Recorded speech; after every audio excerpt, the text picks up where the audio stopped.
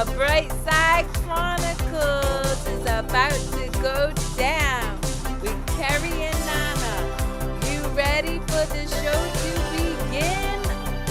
Hey, let's go. Let's get it. It's almost showtime.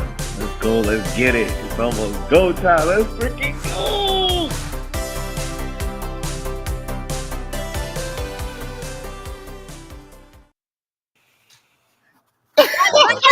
We're all there. Greetings, everybody.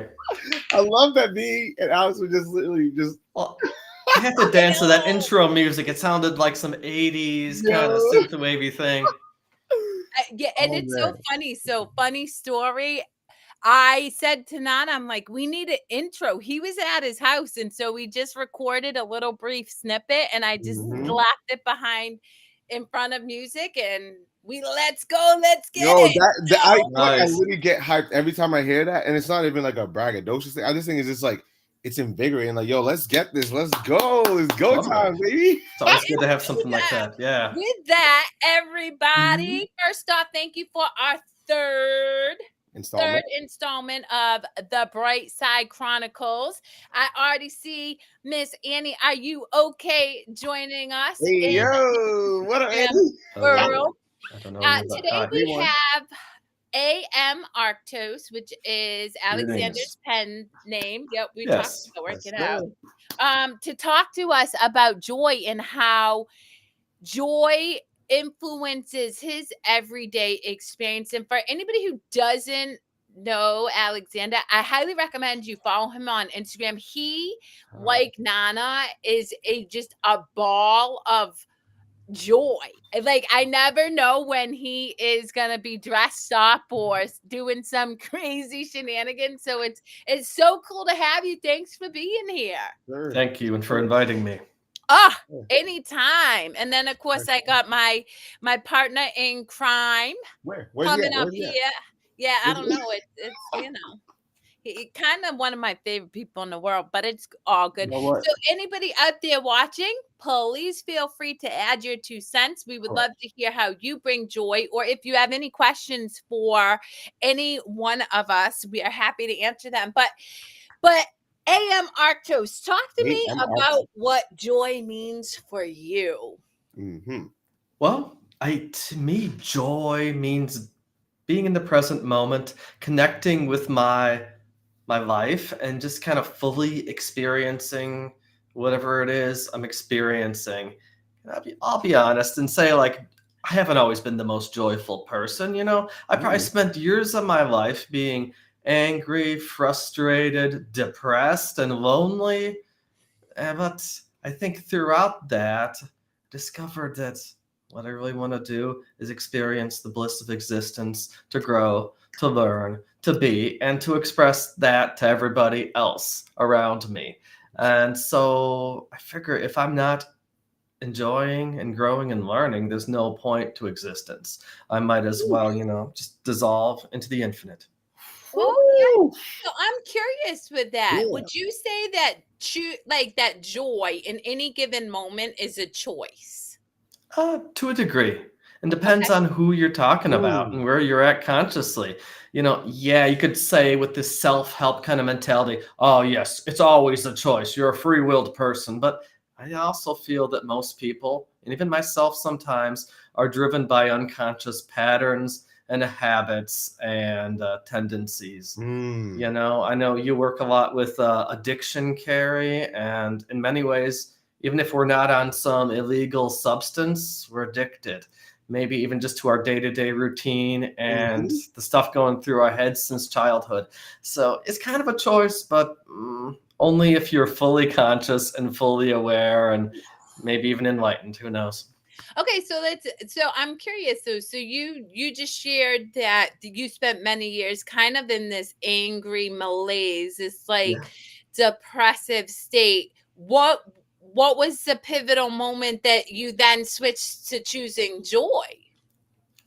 Well, honestly, for many years, I was in a very miserable relationship that was passionate and in some ways loving, but was also very harmful. And that went on for years and years, and it kept dragging itself out.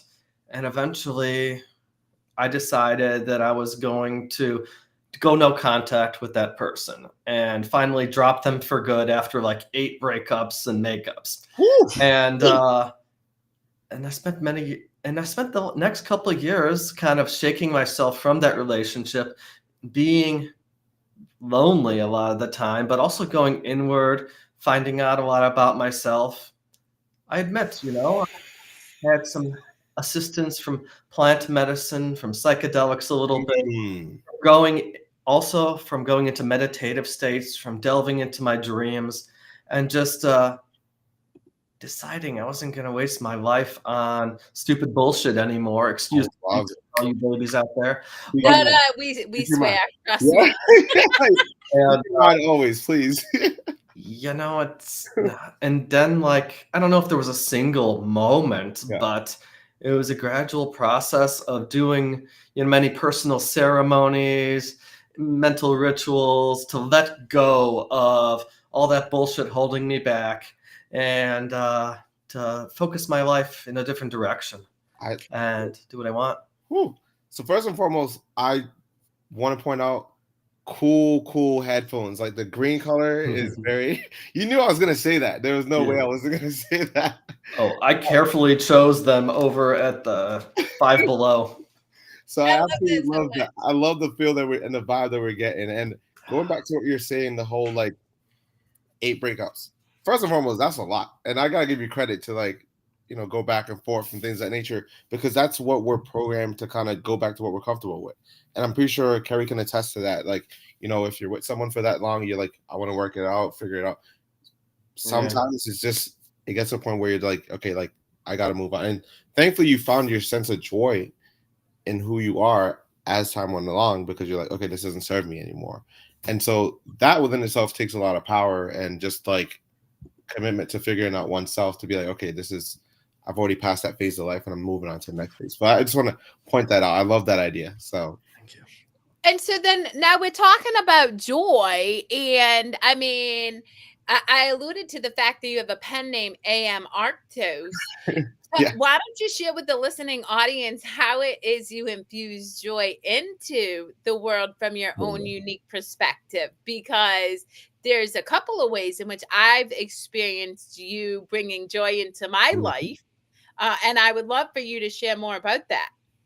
Yeah, in many ways, I just try to be my authentic self, whatever that means. And I say that in quotes because, the real self runs deep. There's so many different aspects of who we are, and maybe who we truly are can't even be expressed in words or in a human body. So that I try to do as close as I can and choose to express that in fun ways. Like, to me, I've always been a creative person. Since I was a little kid, I love to create my own inner worlds and storylines and characters. And, as a kid and into adulthood, and still I've run Dungeons and Dragons games and other role-playing things. I like to dress up in silly outfits. Let's go. One of the things that I talk most about is my narrative podcast called The Space God Memoirs, that's set in a distant galaxy, populated by beings that will harvest people's spiritual energies to power their technologies, things like sentient starships and reincarnation. And there's, of course, great cosmic battles and all that too. There's a little spiritual aspect underpinning it, but I try to have fun with it. And so if you two and people in the audience haven't listened to it yet, listen to the Space God Memoirs. We're available on Spotify, Apple Podcasts, wherever you get your podcasting stuff, or check out the links there. Yeah, exactly. So and so this is the 3rd season of Space God Memoirs, right? Oh yeah. Yeah. So what inspired you to create this fictional experience that many people are, enjoy?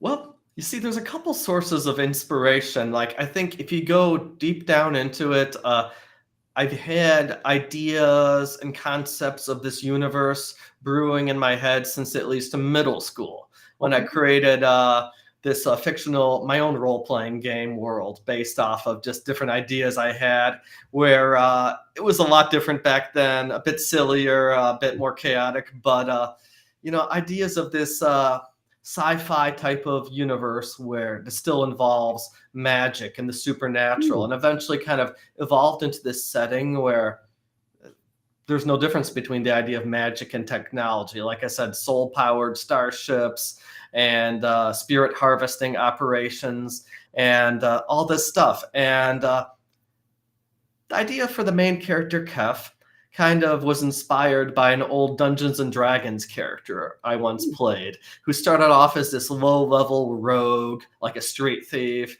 became an assassin, turned around and became a hero, and then eventually rose to godhood.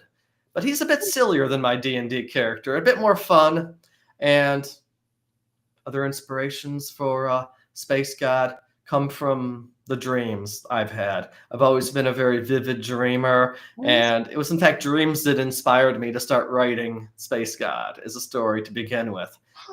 And, well, like I said, there's some D&D in there, but I think I've been inspired by things like Star Wars and Stargate and Guardians of the Galaxy, all the Marvel stuff, everything. And yes, Star Trek, sure. I couldn't help it when you said that. I was like, nah, I gotta just throw a little sign in there. Yes. But no, I love that you brought that up, because the creativity aspect of it, right? So, being a cosplayer myself per se, right? I see certain draws of inspiration of characters. I'll see like a SpongeBob, and I'm like, oh, that would be cool if I did a different variation. I saw yours. Oh, it's the most sporadic, and like Kerri's seen me in, Dora the Explorer, which has nothing to do with anything, but it's just random. But like, it's a draw of inspiration that you get from TV shows, media, things of that nature that kind of put into that perspective of like molding your character. So like with your situation, like I'm curious about like what is like the draw. I mean, obviously you said dreams and things of that nature, but like how does one put into like words and into this is what I'm trying to go towards, like of what story that you have in mind? Well, I mean, that's just I've worked on being a writer for years and years and years, and it's just getting into that and learning how to tell the story is a matter of practice. You gotta sit down and like do writing sessions. Usually the way I generate the stories for Space God is maybe I'll have a brief outline of what I'd like to see, but most of it is like when I sit down and write, I might be inspired to write a scene. It comes to me, and then later I might put that scene into a context in a story, or I'll make notes of what I'd like to see in the story. Of course, with some things like a long-running series like Space God, I do have in mind a vague idea of what I'd like the way ending to be at like season 7 or 8 or something like that. Dang. And sometimes I think of like, what would I need here to get us there eventually? Got you. Okay. So I'm curious. So when we're talking about joy, and I think for me, this is so important. So Nana and AM Arctos, when you guys are cultivating a character, whether it's in your Space God memoirs or whether you're thinking about the next outfit that you're going to portray an image of, do you find that the ability to tap into that like creative and curious space helps you experience more joy in your everyday life outside of the moments where you are actively either cosplaying or working on creative endeavors for your podcast? Why don't you answer that first, Nana? All right. I mean, my take is, it's the daily stuff that I do, whether it's getting to the gym to lock myself in to get ready for the day, whether it's, hearing from you, babe, just like, how's your day going, whatever it is, or just like catching up with family, friends, people that impact me on a regular basis. All those things culminate to like how I kind of want to go about it. Like the other day, and this goes back to like a Facebook post I just put up. I was at the gym, worked out, whatever it is, and I always post like a little fitness thing because a couple of my gym heads will text me or they'll tag me into this thing where it's like gym check. So it's like you take a picture of your workout, whatever. So that's what it is. That's like a thing. But I made a video and then one of my friends was like, yo, you look like a Greek god. And I thought it was funny. I was like, bro, first off, I'm not even from Greek. Like, let's be honest. So can't do that. But like, it was funny because I was grateful that he felt, compelled to say that. And so I was like, oh, that'd be funny if I did this something like Greek god. So this morning I'm literally at the gym and I'm working out, obviously. And so I just Googled Greek god and I'm like, oh, this is funny as shit. Like, this is why he probably thought about that. And that inspired the post because it was just like a comical way of just being like, I'm grateful that you felt that way, but that inspired me to create that. And it's just the content creating is always like, it's an ongoing process because you can draw inspiration from so many things. Like, I've seen friends of mine who, are bigger names and they're million followers, which is amazing. Oh yeah. But they just do what makes them happy. Like my friend Taki, who I did reach out to him, babe. I did. I'm waiting for him to respond back. He ain't respond back yet, but I'm gonna get on. But he dressed up as like a Shaggy from Scooby-Doo. And it's funny because he's like this buff, like 5'6", like ball of energy type of person, and he's dancing in a Shaggy outfit. Like, how funny can that be? And it's like he has a black wig on. I'm just like, that's cool stuff. That's the stuff that you look forward to on your feed that kind of like will bring that sense of happiness to me. And I'm like, oh, that's cool. Like if I need a pickup, I know where to go to kind of get that sense of happiness and joy from. Yeah, I love that. Go ahead if you want to answer the question. Oh yeah. AM, and then I'm going to add something that came to my mind to what you said, Nana. Okay. Yeah, like how this helps us get a sense of joy in everyday life. Yes. Yeah, I've noticed like maybe the more I get into creative things and spiritual things and thinking outside the regular and the mundane, the more I can observe everyday things as being magical. I've learned to appreciate just random works of art, random weird finds I see at the thrift store. You learn to find the magic in like the sunset and the sunrise and to feel the wind on your skin. And even just like you see an oil slick on the ground brimming with rainbow colors. We tend to see like what we're used to and think of that as the mundane. But one thing you can train yourself to do is to see the magic and the miracle and all that too. Ooh. Damn. That is so good. It was so funny. Nana and I went to a fashion show last year to support one of Nana's friends. And at the fashion show, there was a couple of women and they spilt something.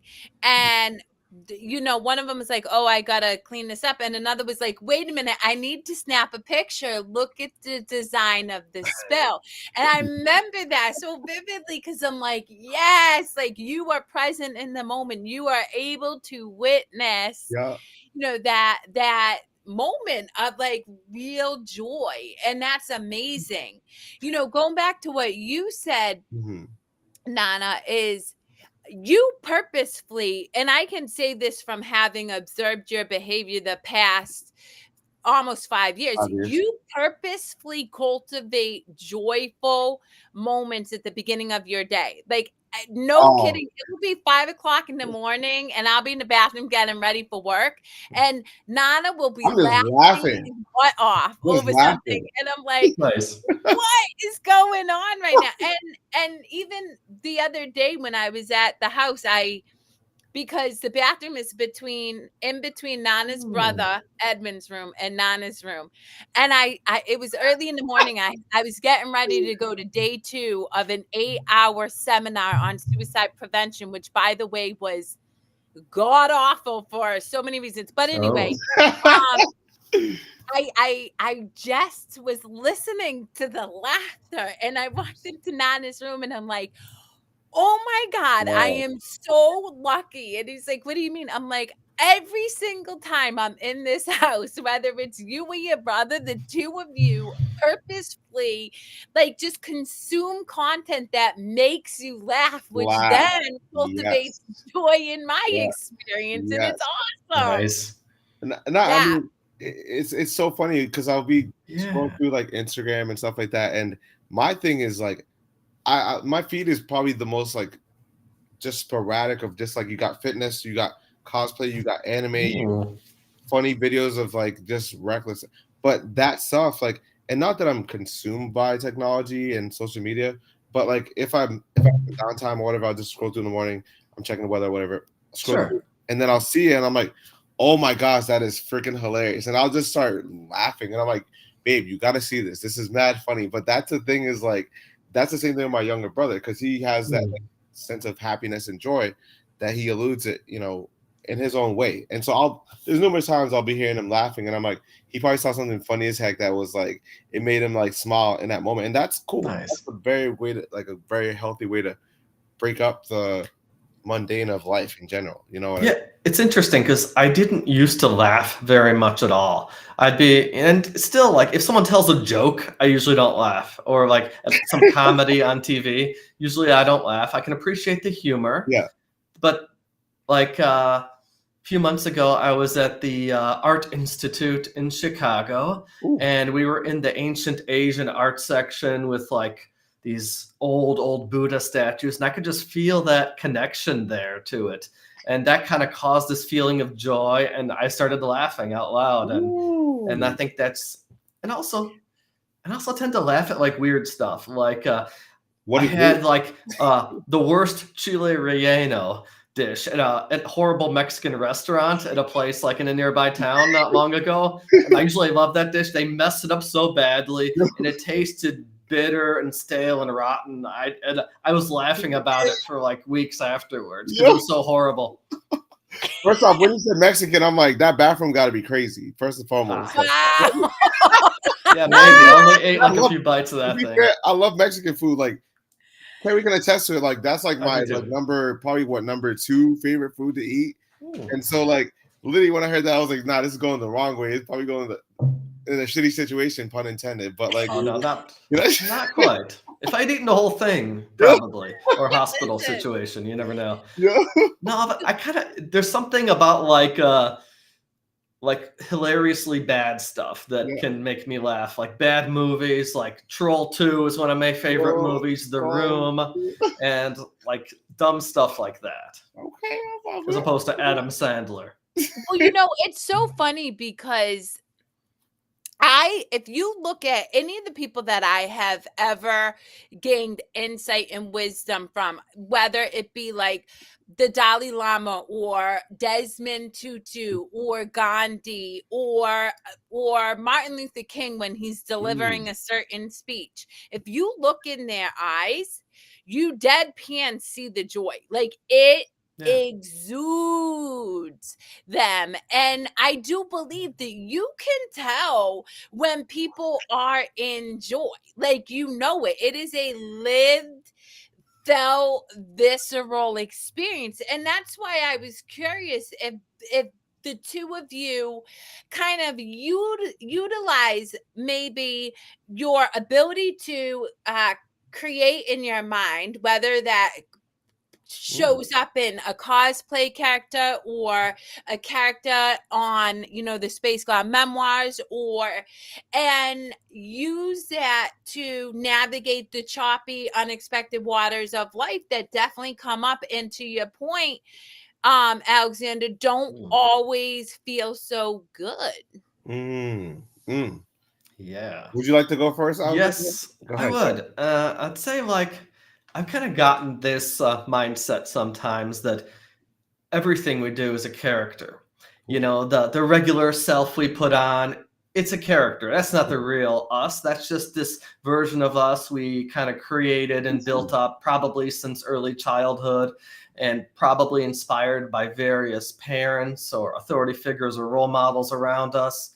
Like I admit, probably part of the way I speak was modeled after the He-Man character on the old cartoons when I was a kid. That's a good sounded like this. I am He-Man.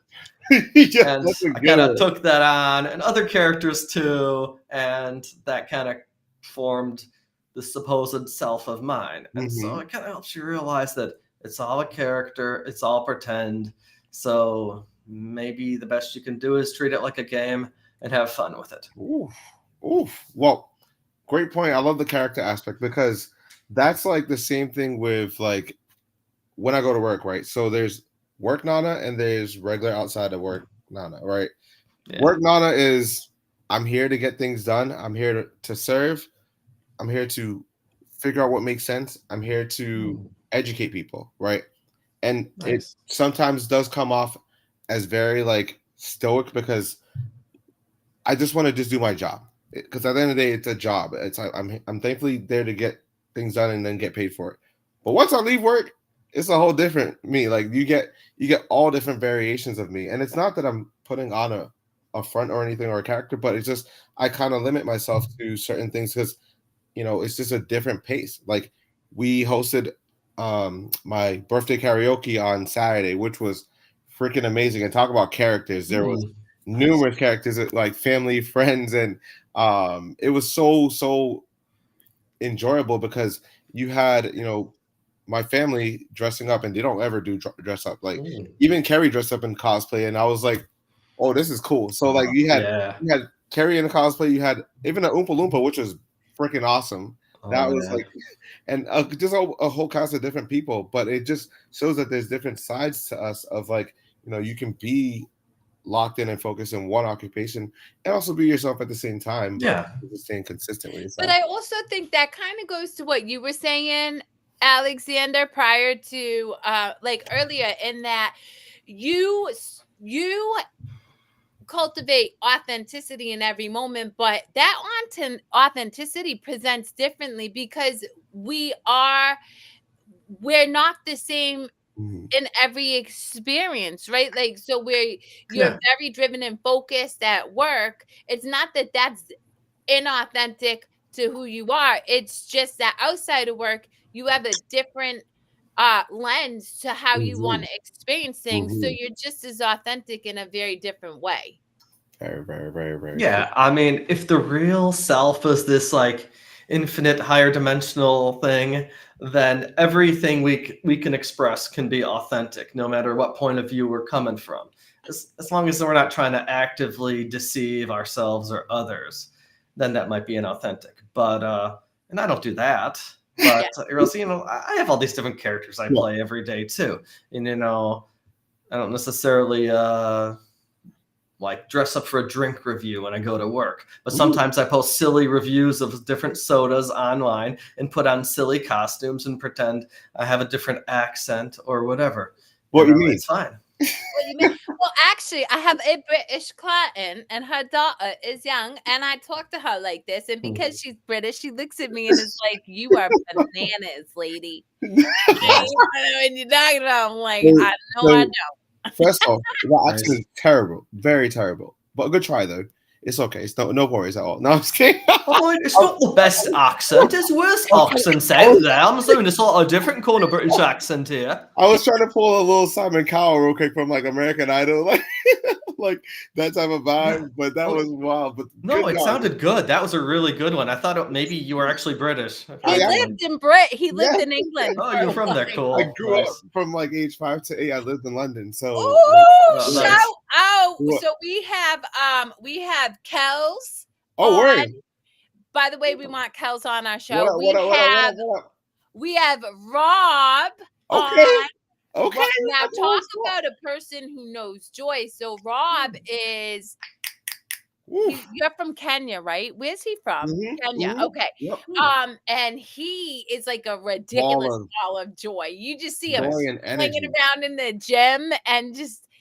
Woo! So if either of you have a comment, feel free to drop it. Speaking about comments wise, I noticed that Annie had wrote something as well, which I loved. She had wrote, "Laughter helps you live longer," and I was like, "That's real stuff." And like, I think people sadly almost take that for granted because we're almost like preconceived or pre-programmed to think always like, "Oh man, like why me? Why me? Why me?" But why can't it be you when it's a good thing? You know what I mean? And that's something that sometimes like I think we almost pass by the wayside because it's like we're used to just the regular mundane. And I want to say shout out to Connor for writing the best night ever, because that within itself at the karaoke on that Saturday night was a lot of people's like getaway from life, tough month or whatever it is.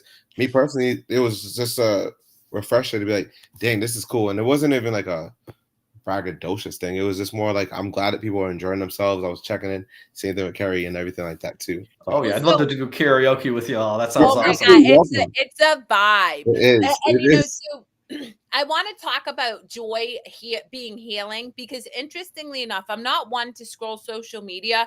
I kind of drop my content and dip. Maybe I spend 10 minutes on it. Like, I just creeped Alexander's library, because anytime I hear book, I'm like, oh, gotta be a creep about somebody's house. I don't know why. But anyway, so I happen to see this beautiful, amazing soul who, his name is Al Richards. He works in the addiction recovery space. He does speaking. He has a great energy. And all of a sudden I look on his page and he got amputated. This man is in construction, super fit, has muscles like you, Nana. And all of a sudden I'm looking at like his leg cut off above the knee. So me being me, you know, I reached out to him and he answered, and we started shooting the breeze and stuff. And I said to him, obviously I send light and love, but he has a great disposition. And I said, me and Nana will send you random funny videos, because we know that laughter is the best medicine. And Al totally gets it. Like, Al was like, I'll be on this show, because I reached out about that. And but really, to Annie's point, laughter is how I work with clients in the throes of suffering. Because if I'm working on some heavy, deep subconscious belief, or somebody's speaking their shame story for the first time and it's really like heavy, when you break that monotony up with laughter, it's palatable. You're able to like move through that suffering and like in a easier way. And so I think laughter is profoundly important in all areas of our life, including the areas of healing and overcoming suffering. I agree. I think when I was at my most depressed and lonely after like my biggest breakup, I mean, I think part of my recovery was watching a lot of silly comedy shows on TV, and, you know, ones where I could connect with the characters, where I could laugh with them, that feel that like, oh, love and friendship and connections actually possible, maybe. Yeah. And you know, it's so funny, because Nana and I, while we were at the karaoke, this gentleman up at the bar stopped us, and he looked at me and Nana and he said, "Thank you so much, because you give me hope to find love." And it's really because Nana and I, at the end of the day, our greatest connection with each other is we make each other laugh. Like hands down, I could be in the worst mood, and Nana will randomly out of nowhere lick my face or do something totally. No, you can't tell them about that. You can't be throwing that out there. They didn't got no little secret sauce. You do it in pictures. What are you good technique. Thanks for the tip. Nice. I ain't giving the secrets. I can't just no. But go ahead. Do you think? No, but it's true. Like, I think that what is so important for me is laughter within relationships, and actually Nana and our daughters, like our daughters are hilarious, and they're sarcastic, out of pocket people. Like, I mean, people would listen to Julie and Billy talk to me and Nana and think they're totally inappropriate and outrageous, and me and Nana love it. I'm like, we did so good. An example. So on my birthday, right? Julia, our oldest daughter, texts me, "Happy birthday, old ass." And I was like, bruh, since when is 36 considered old? Like, I'm like, I haven't even, like, I'm like, age is a mindset. You know what I mean? My thought process, you can be 70 and still feel like you're in your 40s, or you can be, you know, 40 and feel like you're 90. You know what I mean? So, like, literally when she texted me that, I was like, okay, I see what you did there. And so guess what I did on her birthday? I texted her I copied the same message, and I said, "Happy birthday, old ass," even though she's only 17. But I had to give her the same shit back, because like she had to it was just a funny moment, and she was like, "Thank you." And it was just like funny as heck, because it was just like, I'm gonna give you the same dish back. Like, you know what I mean? So we can shoot the breeze, but I'm gonna still get it back to her. But it's a bond that we have, and it's a joy that we both bring to each other. You know what I mean? Yeah. I've started to have that with my my girlfriend now. We've been together about 6 months, and we've Oh, had our own private humor and jokes between us. Like I mentioned, the horrible chili relleno that I still kind of laugh about sometimes. We had together, and yeah. But not only, I think maybe laughter makes you live longer because it makes you want to live longer. You don't hmm. want to live too long if you're miserable all the Ooh, time, but if you're feeling happy, yeah, some joy, okay, it gives you more reason to live. that's deep. Yeah. That I like that. That's a very good mentality because, like, I think even with myself, like, I get it. We all have our moments of like just challenges and things of that nature, but like, there could be a certain moment that literally will like deviate from that to kind of help uplift your spirit. You know, what I mean, like, so Yeah. today, like, earlier today, I went to Solomon Pond Mall. That's where I went to, and I was just staring at the architecture, just in awe, because I'm like, oh, this is cool. And there's like, I didn't notice this, but there's doves that they draw. It's all on the top of Solomon Pond Mm. Mall. And Oh, Yeah. really? yeah, I didn't know that I was there. I was just sitting just in awe because I was waiting for food, which I actually was waiting for Mexican food because I'd ordered Mexican food because I was starving. So Yeah, man. that was good. It was really good. So it wasn't as bad as yours. But there was literally like they had like ducks or whatever because it's Solomon Pond Mall. So that's why Yeah. it's like ducks around the area. And I was like, oh, this is cool. I never noticed that as a kid. Like, you know what I mean? You've been to probably the Solomon Pond Mall numerous times, but I didn't think about that. But it was just a cool moment to kind of take into as well. Yeah, that's kind of what I was talking about before, just like appreciating all that little stuff, all the details. Like I'm a gamer and I've played a lot of video games Yep. too. And when you enter a new game and you can marvel at the great job they did on the Yes. graphics and Yes. everything and immerse yourself in the world, you could do that in your physical world too. And notice like, oh wow, those trees have really good graphics or whatever. And that could be experienced. Yeah, I like little moments like that, appreciating all Yeah, those and you know things. what? And I do think, I truly get what you're saying in terms of levels of consciousness, Alexander, around, experiencing joy every day and every moment. But I do think that it's a practice that can help people Mm. become conscious. Like, Yeah. okay, I just flipped off this guy for cutting me off. Oh my. Maybe next What else time, is new? instead of flipping him off, I don't know, I stick my tongue out and then laugh because I'm like, I don't, but like, Nice. I do believe that joy, I like you, Alexander, joy did not come naturally. And I've actually shared this with Nana before. Mm. It I inherently woke up a very anxious, depressed person. Like every day. Like that was the first waking state was very fear-based, really anxiety ridden, really afraid. But then as I started to make the choice, and it had to be a choice, I started to Shit. change Yep. the wiring in my brain. Like it's been proven, we rewire the neural pathways, the grooves within our brain that taught me, instead of naturally looking for, the ick, like the jerk who cut me off, to look for the joy in maybe the geese flying overhead while the jerk's cutting me Woo! off. And I'm gonna pick Yeah. and know to look at the geese instead of the guy. I mean, and not to cut you off, Alexander. Oh, I was gonna say that there's numerous times where we go on a road trip or driving around the area, and Kerri does this thing where she obviously looking at the road, but then she's like, "Oh, babe, look at the eagle," and I'm like, "Yo, like we gotta focus on the road," but she's so like enthralled and enamored by the eagle or whatever animals flying around there that she might have spotted, and I'm like, I didn't even see anything, in all honesty, but like yeah. that sense of like it's almost like a childlike moment for her, and I think it's just amazing to see because it happens every time we're in the car, and I'm like, she's just constantly looking around, and I'm like, what's she looking for? But like, it's just cool to just see that in the moment, and I mean, our daughter's gonna attest to that. We see that all the time, and like, Mom, like you're a bad driver, but she's really not a bad driver. She's a good driver. Oh, that reminds me of last week, or was it the weekend before? I was hanging out with my girlfriend driving around in town, and she was Yeah. driving, and from out of the woods, something comes, and she's like, "Oh, look, a pheasant!" And there was A this colorful pheasant? bird, pheasant.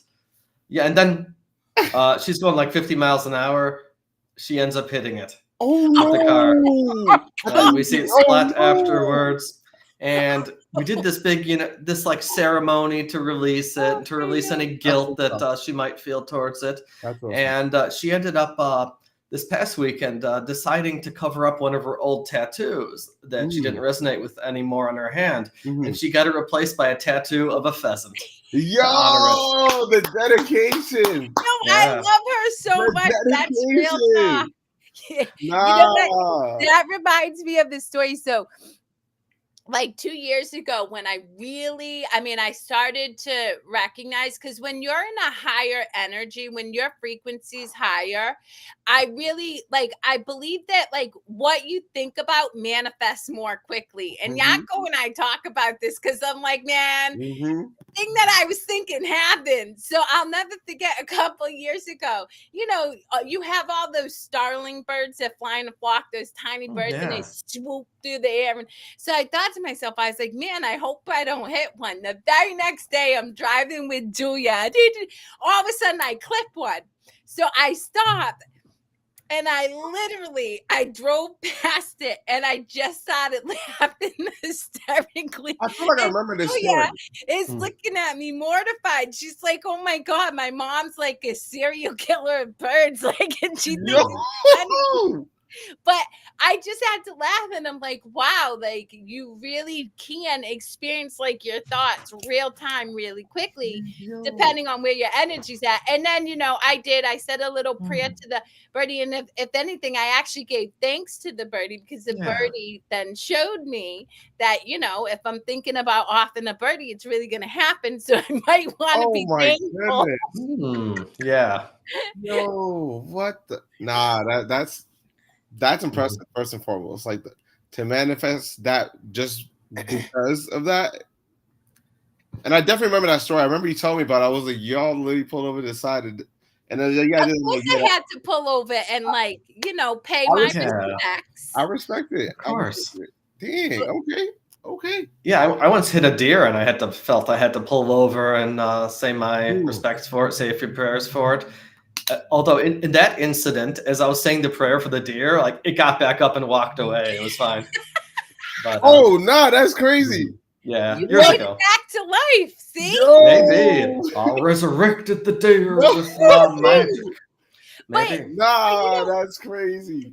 This kind of lends to the idea, and I know that you, Alexander, definitely vibe with this, but Nana too. We know we're energy, right? Would you not say that when you're joyful, I feel way more powerful in joy than I ever do in like lower energies. Like I just feel like I can conquer the damn world, even if it's like trying to change suicide prevention summit. Like when I'm joyful, I'm like, oh, I and it's so funny because my mother said to me, she was like, that's kind of what'd she say to me today? It's a lofty, or rather not ignorant, something goal to think that you can change an entire structure. And in my head, I'm like, I don't know. It's not that I think I can. I know I can. Why not? You must. Yeah, I think in that joy is our power. You were saying before that when you get to higher vibrations, you can manifest more. I have found that to be the case. I never manifested any of my darkest thoughts or my fears, because that wasn't a place where you could do that from. But hey, nowadays I've set it up with the universe that whenever I feel I'm on my right path, I'll see a purple car. I see plenty of purple cars now. I even found this kind of cool, like lavender colored feather on the road the other day. And I'm like, wow, this is interesting. It's probably painted one, but it was kind of cool to find it synchronistically. And I think you got to step into that joy, that bliss. And I think Ananda is what they'd call it in the Hindu tradition, where you're in that kind of divine bliss the whole time. Like you don't necessarily need to feel good all the time, but you got to be walking in your purpose, walking in your power. And then, hey, if you can't change an institution, then then who can? You got to be able to. Institutions are nothing. They're human creations. They're abstractions. Whether you're talking about our government or the religion or history, all those are like abstracts that people make up. Yeah. And even the economy, it's a people thing. It's a thing that people imagined and which only exists because of people's beliefs in it. And so, yeah, we can change that. And we will. So something that you said, and I'm gonna actually, so Annie speaks to this. I'm not gonna paste it. Annie says the universe speaks to you in weird ways that only you can understand. And what you said, Alexander, is spot on, is that you made that agreement with the universe. I knew, like, when I first started studying manifestation, which, by the way, guys, we are all manifesting. And I want to highlight something. If we're in fear, we are manifesting that fear. You're just not going to experience it as quickly because, like, that's why our thoughts have power. That's why Nana and I are super passionate about doing a show on joy, to get people to give themselves permission to consider joyful thoughts and joyful experiences rather than fear-based ones, because that fearful thinking will eventually present itself in what you experience, i.e., like, oh, I really hope I don't off a bird, and then I, off the bird. But equally so, when you're in that higher energy, you attract more of the joy and the love and the things that you want to have much more quickly. You just see it, you think about it, and you kind of see it. And when I started looking into like understanding energy and attracting rather than force, which is working arduously to achieve something, I said to the universe, 2-2, because it's my older sister's birthday, 7-7, and then certain symbolisms. And if I feel like I'm not sure what I'm meant to do, I'll just simply say, hey, universe, I need a sign. And hands down, I will see one of those things without question. So nice. And that happens a lot. So going back to the point that you guys were talking about was, so Kerri's seen this a couple of times where, like, if I'm like in a place of like not necessarily like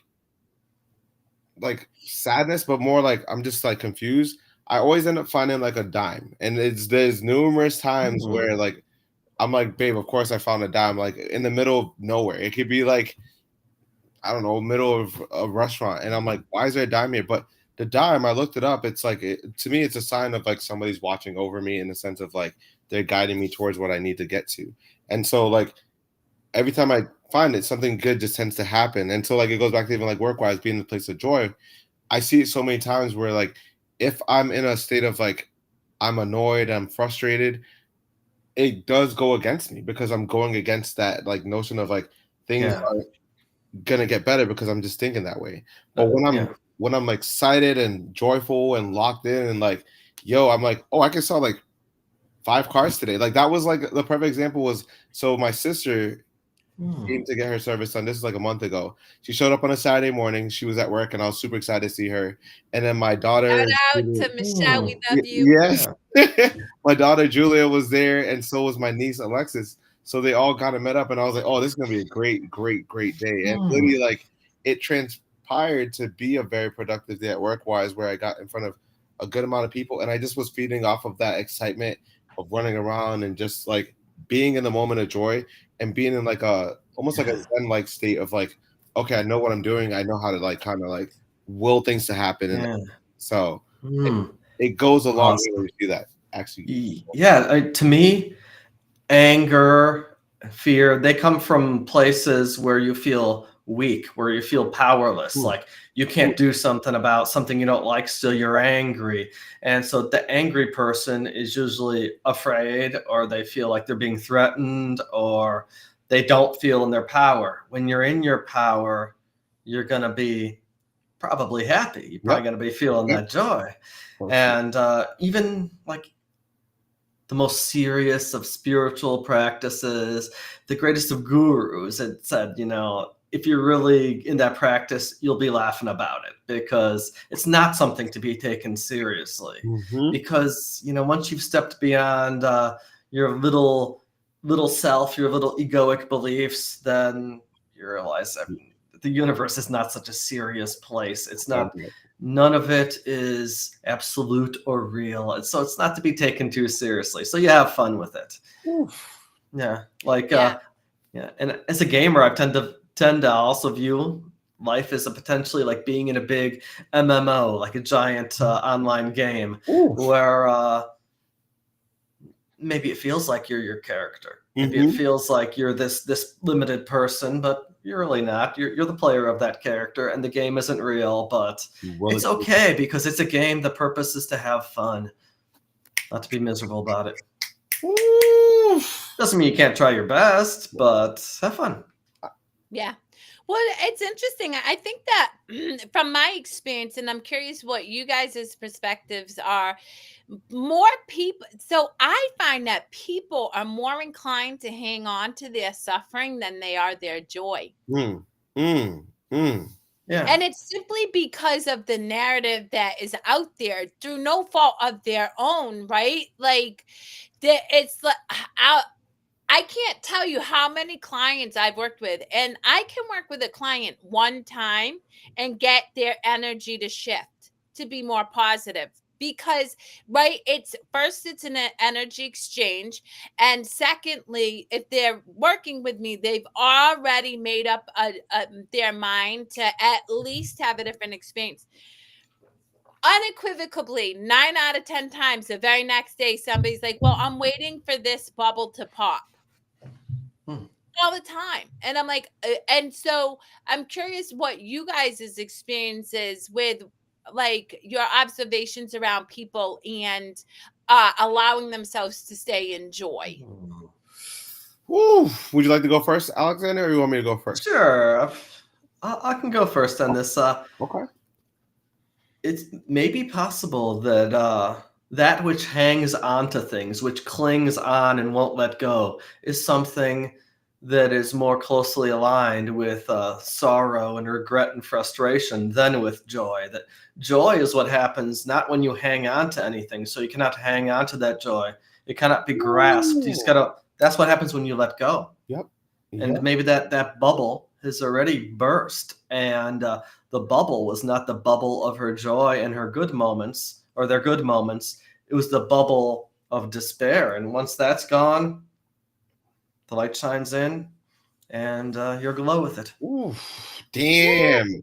Nah, he dropped some really good stuff right there. I mean, me personally, like, I could go through some challenging times. Like earlier this week, I mean, Kerri can attest, I had some words with a family member that weren't so nice because we just were at each other's throat. It is what it is. But yeah, I spoke on how I felt in that situation. And normally I'm the type to kind of like, I'm not a confrontational person like that. But if it gets to the point I just need to just speak my piece, I'll speak it. You know what I mean? Like I'm too just straightforward to just like, oh, let me just cover it up and just pretend that it never happened. Like I just gotta just address it for what it is. Because it won't sit well with me. So I spoke upon how I felt. The other person didn't feel too excited about the situation. But that within itself just showed that like I had gotten off my chest. Because if I kept that in there, it would have just been just settling, and I would have just been like more irate that I didn't get to speak my piece on how I felt in that moment. And once I said that and got off my chest, yeah, I was a little frustrated and hot. But as the day went on, I was like, you know what? It happened in that moment, and I have to understand that like in that moment, I was okay to be upset and angry and whatnot. But it was just a moment. And so like I normally tend to like shift it, and then I'm like, you know what? There's other things going on. I have other things that I got to focus on with family. I got friends and, people that care for me that I can always transmute and shift my emotions to something in a better place than just kind of gloom and doom and, oh man, what a, sad situation, poor me type of thing. Like that's not. Well, not only that, I want to go back to what Alexander said, because I believe you're spot on, right? So I've caught myself doing this. I love hawks. Like if I see a hawk, I'm gonna like, oh my God, I see a hawk. Hey, look at the hawk right all the time. I should record you saying that. That'd be funny as heck. So I can just put it on my page. I know, but what I find is if I grasp on to trying to find the hawk, I lose sight of the awesome tree that's in front of me. I lose sight of, the snake that's slithering. And that really happens. And so I take my walks out in nature. as that reminder to, yes, it's awesome to be able to witness that cool rainbow as you look up. But if you're so busy looking at the rainbow that you don't look forward, you can smack yourself in the face with a tree and then not, feel good about the rainbow anymore. So it's really important to just stay in that present moment and enjoy what it is, but not grasp for it to stay the way you think it needs to be. Yeah, I mean, even like anger and fear and all that, there's nothing wrong with feeling those things. Right. And just, you don't gotta hold on to them. You don't gotta grasp onto them. Maybe those are just like thought. Maybe those are just things coming at you in some field and they're not really you, but you can experience them and let them wash past you. Like this episode hasn't come out yet in Space God, but eventually in season 3, Kef gets a meditation where you say the mantra, in your mind are notions, like waves in an ocean. Watch them float by, but stick to your devotion. Part of the detachment meditation he'll learn in, several episodes. So Annie says, as silly as it sounds, I learned happiness and joy from my dog, who I love, Melvin. Shout out to Melvin. Melvin's Melvin. He doesn't know anger and being upset. He knows happiness, joy, forgiveness within seconds, and being content. Little lessons he brings. But that's such a real one. I do fundamentally believe that animals have that ability to teach us so much when we're willing to witness them and just be in their presence. I love that so much. Well, speaking of, the first time I ever met Melvin, I remember I think I had just dyed my hair. It was like bleach. And I remember Annie came up and I think Annie was getting a car or something of that nature, but I remember him just jumping on me and I was like, who's this little guy, bro? I mean, he wasn't even little, but like, it was just so cool. He was just like attracted to me. And I was like, dude, that's freaking awesome. Like he can feel the energy of like, hey, this person is like good energy right off the bat. You know what I mean? Because animals can tell that right off the bat when they meet someone. Yeah. Let me stay away or like, this. And because you know what? I'll even say, and this is where, I work with people all the time on children, especially young children. We don't intentionally do this, but we condition intuition out of children. But I tell people, if a child is willingly going to go up to you, awesome. But if they're willingly resisting you, trust that too, because kids feel that. And and even if, like, I know kids, if they, are around adults that are anxious, they're less inclined to go up to them because they feel that anxiety. It doesn't feel safe. It's not welcoming. It's not calm energy. And so I always encourage people, absolutely make sure that you just allow people to have their experience, allow animals to have their experience. If the dog doesn't want to come meet you, then that's okay. Ask Annie. Like Melvin did not want any part of me for a while, and I was cool with it. I'm like, because you're on your space. Like I totally get it. It's all good. Eventually Melvin sat in my lap. Oh, nice. Yo, that's Melvin, man. Well, with 1 minute left, guys, do either of you have any final thoughts you want to impress upon the listening audience around joy and how joy or leaning into the joy in the way that feels right for you, Alexander, it's through podcasting and dressing up and doing silly things. And for you, Nana, it's doing cosplay and really connecting with people, like going to the mall with Lulu today, just really engaging in that connection that you want to share with the listening audience. Yeah. Would you like to go first or Alex, you want me to go? Well, I'll let you go first. I mean, my thing is really like, I think it ultimately comes down to just living the moment, because like, even when I was at the mall per se, right, I was looking up and this was like, there's families, there's kids, there's people trying to solicit you on all these things. And I'm just like, dude, I just came here to window shop. Like I wasn't even trying to buy it. I was there for I just need to get out the house. I just want to just do something, you know what I mean? And so living in the moment, that moment was just the peaceful mind of like looking up and be like, this has so much out there that we just don't know. And I just love the idea that I just took it in that stride. And I didn't notice that I even had the pattern, but I was just like, oh, that's a cool thing to kind of talk about. But that's it. Yes, I agree with you there. You said it first, the live in the moment thing. All the joy and the connection is found in the moment, in the now. Most of the times we spend, most of us, living in our little bubble of thoughts and patterns and ideas. And once we step out of that bubble or expand that bubble, then maybe we can experience the world for what it is. Otherwise, people say, oh, the world is terrible or whatever, but they don't know. They've never seen the world. They got to get out of their thought bubble. And so, yeah, be in the now, just try to experience what's in front of you, what's around you, and love. Yeah. And lastly, to couple with that, because I agree, it's being present in this moment. Let go of expectation and curiosity. Like let go of expectation and come from curiosity. We condemn ourselves to suffering because we have this expectation around how this show, the Brightside Chronicles episode 3 with Alexander, is going to unfold, or how Nana's gym experience working on legs is going to unfold. We truly suffer, right? Or when you rip out your earring from your ear as you're talking, like we suffer because that was part of it, right? Because oh, I do it all the time. But we suffer because we have this expectation of how things need to look rather than letting them unfold the way it goes. Yep. Yeah. Oh my gosh. I love this. All right. Well, Alexander, I can speak for both Nana and I, and that you are welcome any Thursday at 7 p.m. that you want to come join the party because we love your energy. Correct. And for the listening audience, I really hope that you give yourself permission to experience a little bit more joy in your evening and in the days to come. And until next time, we will see you all next Thursday. Goodbye. Goodbye. Brightside Chronicles.